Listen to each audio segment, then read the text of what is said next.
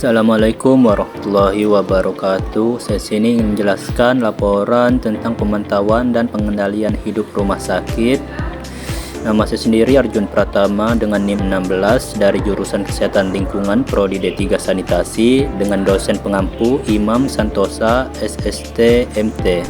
Pendahuluan, RSUD Pandega Pangandaran merupakan fasilitas pelayanan kesehatan penting yang dikelola oleh Dinas Kesehatan Kabupaten Pangandaran, beroperasi 24 jam dengan sistem shift kerja untuk memenuhi kebutuhan masyarakat.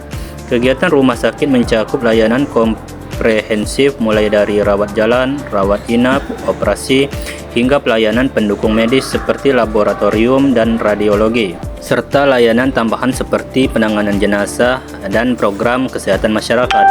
Pelaksanaan kegiatan rumah sakit mencakup tahap operasional pelayanan kesehatan yang didukung oleh pengelolaan lingkungan secara terpadu.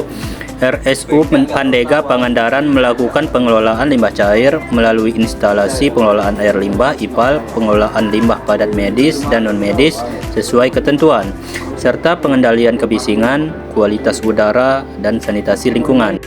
Pemantauan lingkungan dilakukan melalui pengamatan langsung dan pengujian laboratorium.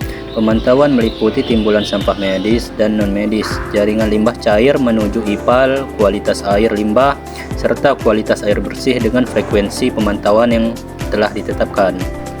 Pengelolaan kualitas air meliputi pengelolaan kuantitas air dan pemeriksaan kualitas air bersih. Pemeriksaan kualitas air bersih dilakukan secara berkala dengan pengambilan sampel di sumber air dan jaringan distribusi, bekerja sama dengan laboratorium kesehatan.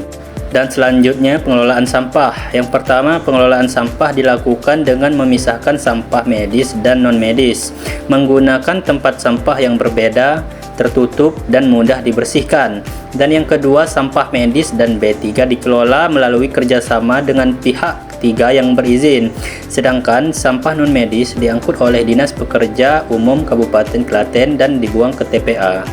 Dan selanjutnya tahapan kegiatan rumah sakit. Yang pertama, tahap prakonstruksi meliputi survei lokasi, sosialisasi, dan perizinan lingkungan. Dan yang kedua, tahap konstruksi meliputi kegiatan pembangunan gedung dan fasilitas pendukung.